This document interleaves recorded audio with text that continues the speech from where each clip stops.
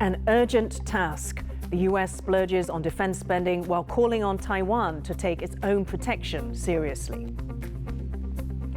We speak to Digital Minister Audrey Tang as she joins representatives from 110 countries attending the inaugural US-led Summit for Democracy. China's re-education of Tibetans, the plight of children forced to learn how to love the Communist Party at colonial-style boarding schools. I'm Louise Watt in Penghu, where replanting coral is one way residents are trying to revive their environment.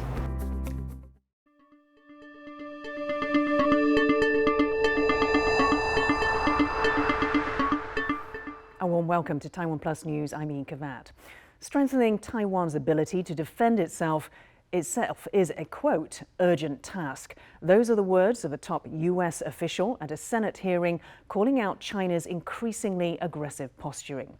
The US House of Representatives passed a bill that authorized a total of $768 billion for national defense programs. Jaime Ocon reports.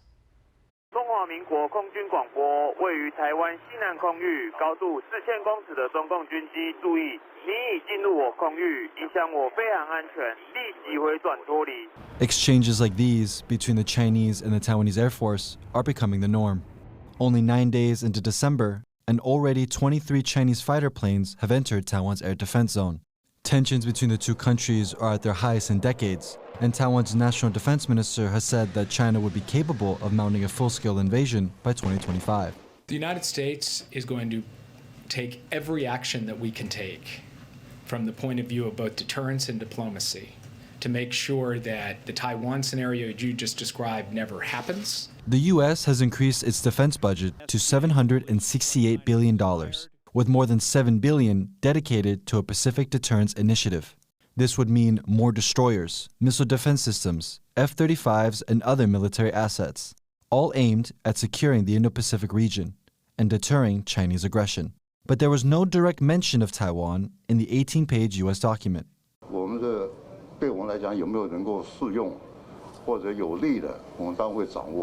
Instead of always having to read between the lines, Taiwan is looking for something more tangible from its allies. U.S. Congress has recently made a suggestion that Taiwan be invited to participate in the Rim of the Pacific military exercise, the largest group of military drills in the world, which include countries like the U.S., Japan, and China. But until Taiwan is actually invited, it's focused on bolstering its own resources. It's a kind of a self-help system. So actually, we should demonstrate our resolution on defending ourselves. So recently, military budget has increased, and also Ministry of National Defense. Self-help is something Taiwan is all too familiar with, but it's also aware that it will need its allies to counter Chinese aggression. Kamashu and Jaime Ocon for TaiwanPlus. In just a few hours, the inaugural Summit for Democracy will kick off officially in the US. Taiwan is among the 110 countries invited to the virtual event. On the agenda is how democracies can challenge authoritarianism, fight against corruption, and stand up for human rights. Bing Wang has more. Taiwan's invitation to the U.S. Summit for Democracy is being hailed as a huge milestone for the country of 23 million people. The inaugural summit, hosted by the Biden administration, will be attended by Taiwan's Digital Minister Audrey Tang and its representative to the U.S., Xiao Meiqing. Although the summit is virtual, it will focus on what it calls the greatest threats faced by democracies today, including authoritarianism, corruption, and human rights violations. Taiwan's Foreign Minister Joseph Wu says the invitation alone is significant. 台湾的这个民主成就受到国际社会的重视，受到美国政府的这个肯定，在民主化的这个道路上面所达到的这个成就，现在是可以跟其他的国家平起平坐。 Digital Minister Audrey Tang is due to share a pre-recorded message and sit on a panel titled Countering Digital Authoritarianism and Affirming Democratic Values. 希望唐凤能够展现我们台湾在有关于数位民主方面的这个傲人的成绩。With Taiwan having only 15 diplomatic allies, the country hopes this conference will lift its international standing and show the world that Taiwan is an indisputable force for democracy. Damon Lin and Bing Wong for TaiwanPlus. I spoke to Digital Minister Audrey Tang about her participation in the forum and what Taiwan had to offer. We counter the pandemic with no lockdown and counter the infodemic, the disinformation crisis with no takedowns are really what some European parliamentarians who visited us called as a gold mine. That's the world who are facing the same challenges can learn from the Taiwanese people and the social sector. And this forum provides the perfect platform for these ideas to also resonate with other democracies who are facing with pretty much the same challenges. And what Taiwan strategies will you be promoting to the US and other big democracies? And do they need to be tailored in any way? Well, I believe that democracies around the world are now seeing what Taiwan have seen in 2016 when we classified for the first time the investment in digital public infrastructure. As public infrastructure. Prior to that, infrastructure money and budget were allocated mostly for concrete things, like buildings made out of concrete. But actually, after that, we now say, no, the digital equivalent of museums, of public libraries, of town halls, of university campuses, and so on, are every bit as worth investing as their concrete counterparts. For if we do not invest in the digital commons, the citizens in a democracy will be kind of forced to take their democratic conversations in the digital equivalent of the entertainment sector. And that will lead to more, I guess, polarization and a less legitimacy of democracy itself, because it will amplify the more antisocial parts of democratic discourse rather than the pro-social part. And do you see any difficulties with transferring the Taiwan strategies to a place like the US? I think the US is now also considering digital public infrastructure, including broadband, more widespread broadband in a universal access kind of way that we proposed back in 2016. So I think we're broadly aligned on classifying digital public infrastructure as infrastructure. And we're also aligned on empowering the civil society, the social sector. After all, the Summit for Democracy includes the voices of the young people, of people who were less empowered by more traditional representative democracy. You've spoken about increasing the bandwidth of democracy. Can you explain your concept of democracy? Sure. So if we go to the voting booth and each person votes on one vote out of, say, 8 different parties, that's just 3 bits of information every 4 years. So not only it's very limited bandwidth-wise, it's also very long latency-wise. And my imagination of democracy is a social technology, is an applied technology that lets people share the goals in a continuous fashion and also amplify the innovation that deliver on those goals. In recognition of the achievements of Taiwan's president, Forbes magazine ranked Tsai Ing-wen at number 9 in its list of the world's most powerful women. The US publication highlighted Tsai's model leadership through the COVID-19 pandemic.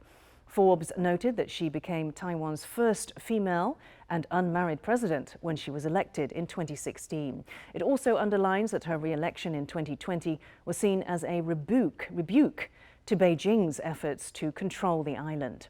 Tsai moved up from 37th place in Forbes' list last year. At number 1 for 2021 is US philanthropist Mackenzie Scott, the ex-wife of Amazon founder Jeff Bezos.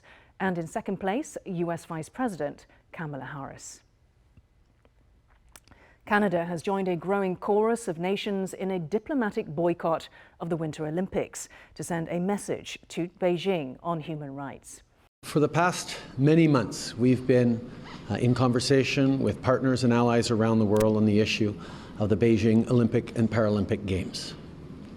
As a country, indeed, as many partners around the world, we are extremely concerned by the repeated human rights violations by the Chinese government. That is why we are announcing today that we will not be sending any diplomatic representation to the Beijing Olympic or Paralympic Games this winter. Lithuania, the United States, Australia and the United Kingdom earlier said they would not send officials to the Winter Games in February. New Zealand has cited COVID-19 concerns mostly for its officials' non-attendance. China's foreign ministry has accused the US and Australia of politicizing the Games and going against the Olympic spirit. At the same time, it claimed no one cares whether Australia's officials attend or not. A Hong Kong court on Thursday found publisher Jimmy Lai and 2 other pro-democracy activists guilty of inciting and taking part in an unlawful assembly. Lai, along with lawyer Chow Hang Tung and former journalist Gwyneth Ho, were convicted for their roles in allegedly organising a June 4th vigil commemorating the Tiananmen Square massacre. The trio will be sentenced at a later date. Hong Kong has traditionally held the world's largest annual event to remember those killed by Chinese troops in 1989. But the last 2 vigils were banned by police, citing coronavirus restrictions. 74-year-old Lai, the founder of pro-democracy newspaper Apple Daily, is already serving 20 months in jail for his role in 2019 protests. Scores of pro-democracy figures have been arrested, jailed or fled the Chinese-ruled territory since Beijing imposed a sweeping national security law last year. An appeals court in Malaysia upheld the conviction of former Prime Minister Najib Razak for corruption on Wednesday. 68-year-old Razak was found guilty last year of diverting nearly $10 million from a state fund into his personal bank account and sentenced to 12 years in prison. Razak continues to maintain his innocence and said he will now appeal the decision to the country's highest court. India's Chief of Defence Staff General Bipin Rawat has been killed alongside his wife and 11 other people after a military helicopter crashed in southern India on Wednesday. A total of 14 people were reportedly on board the helicopter, with the lone survivor now undergoing treatment at a military hospital. Investigators are working to establish the cause of the crash. India Prime Minister Narendra Modi tweeted of his deep anguish at the news and sent his condolences to the families of the bereaved. Coming up after the break, a new threat in the waters around Taiwan. The Coast Guard is on the lookout for floating volcanic rocks.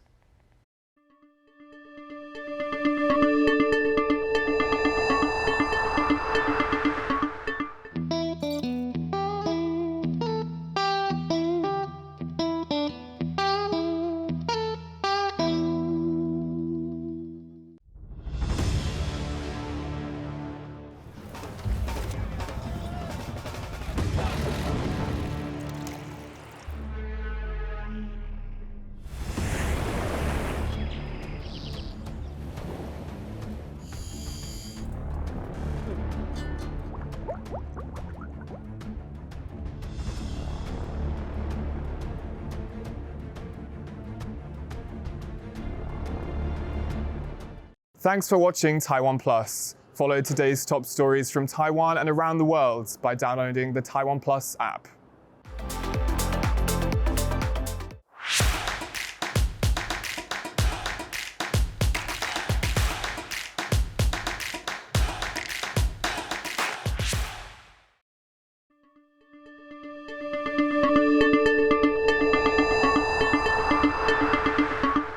Welcome back. You're watching TaiwanPlus News. The Chinese government is forcing nearly 80% of Tibetan children into boarding schools where they are taught to love the Communist Party. That's according to a new report from US-based activist organization, the Tibetan Action Institute. The report, separated from their families, hidden from the world, uses official documents and first-person testimony to uncover what they call a vast network of colonial residential schools. Located in urban centres, the schools seek to separate children from their traditional culture, language and way of life. The report said an all-Chinese language curriculum indoctrinates the children to love the party. Ryan Ho-Kilpatrick spoke with one of the report's authors, Leidon Tething, director of the Tibet Action Institute, and he explained why China is forcing Tibetan children into these schools. To wipe out Tibetan identity, to erase and change these children's, Tibetan identity so that they'll identify really as Chinese nationals first. They have to learn in Mandarin, and the heavy political indoctrination, the political education, and then just the curriculum is all around the Chinese lived experience. And fundamentally, I think by separating the children from their parents and their communities, so they live in these schools all year round, they're living away from Tibetan Buddhism. They can't practice Buddhism in these schools, and that's a central part of Tibetans' lives, daily lives, cultural identity. And this is all about eliminating Tibetan resistance to Chinese rule. It's quite clear that China's assimilationist, the Sinicization policy is really about ensuring loyalty to the party and to the Chinese nation first, and in order to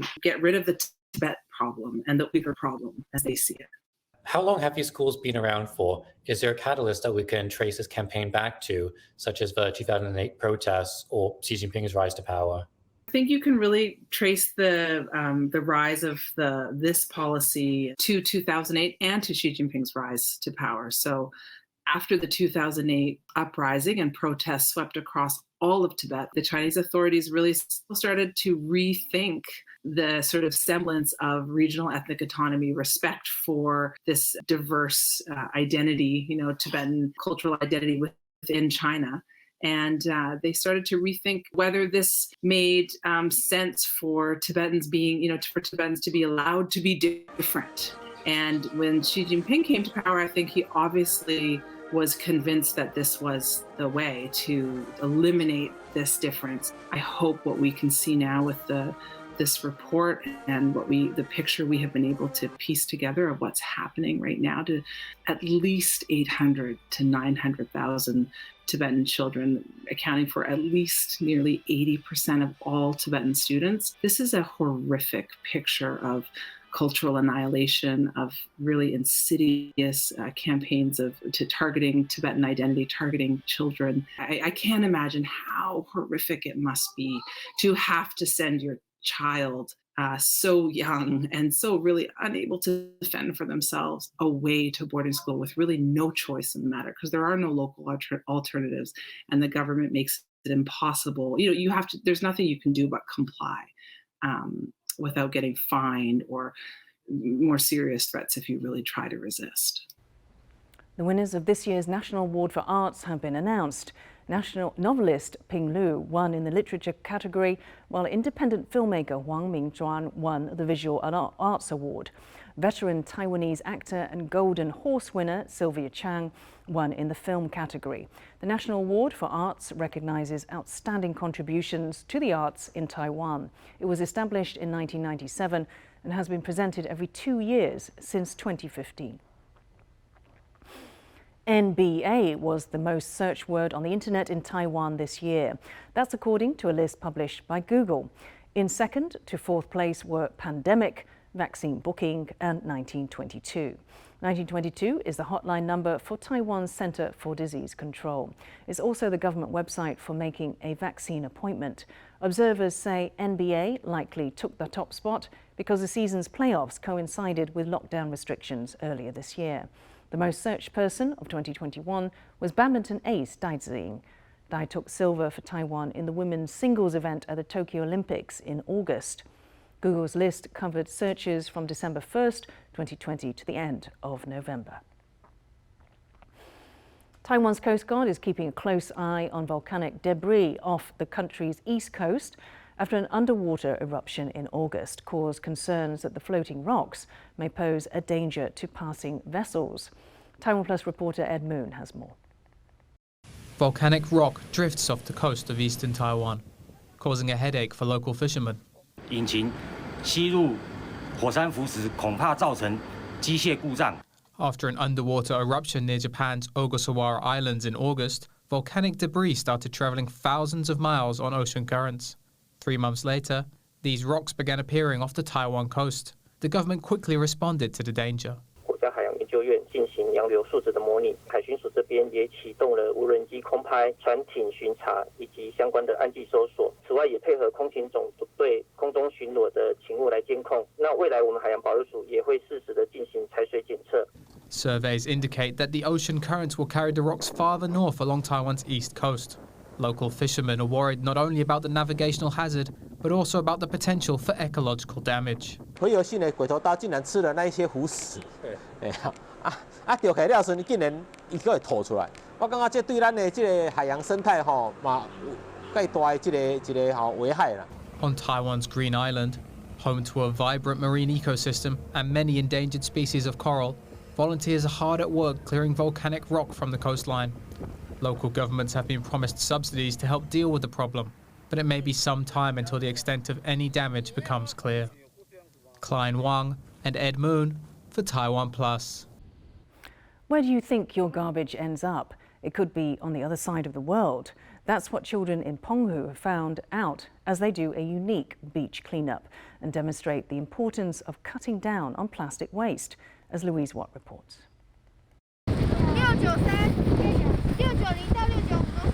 The plastic bottles from China and other countries around the world keep piling up on the shores of Penghu. These children have collected tens of thousands of pieces of waste that have washed up near their school.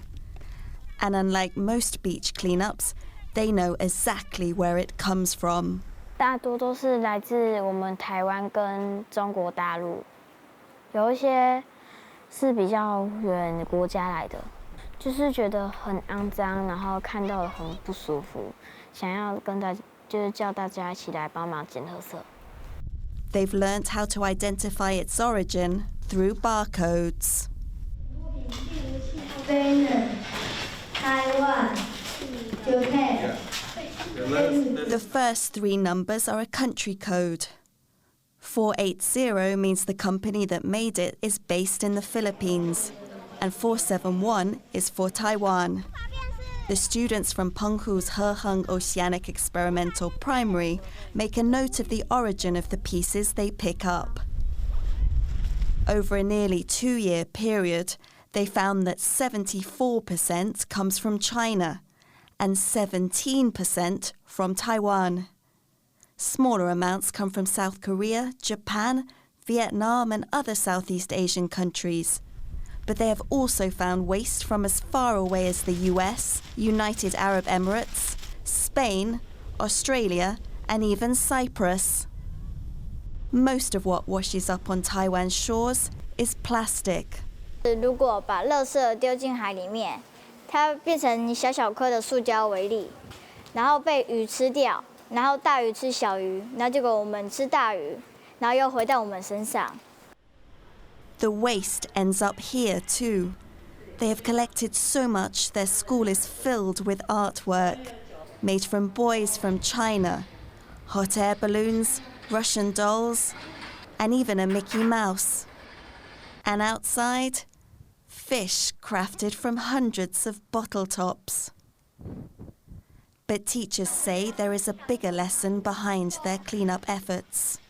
The students will understand that they can never clean up the beach, because the marine waste just keep coming back. And when they try so many times, they figured out, oh, maybe I have to reduce the plastic using in my daily life, and they understand that is the only way to stop the plastic marine waste to come back. In just 6 years, the school has collected more than 55,000 pieces of waste. While the school children are busy cleaning up the beach, there is so much damage being done under the waters. A combination of plastic pollution, global warming and mass tourism is destroying coral and the marine life that survives on it. This government-run coral centre in town is trying to revive the underwater ecosystem. The first step, replanting the coral. And choose one coral. This material is we call 老古石, the traditional house in Penghu, made by this. Okay. Yeah, it's dead coral. The live fragments of coral are then planted into stone structures like this.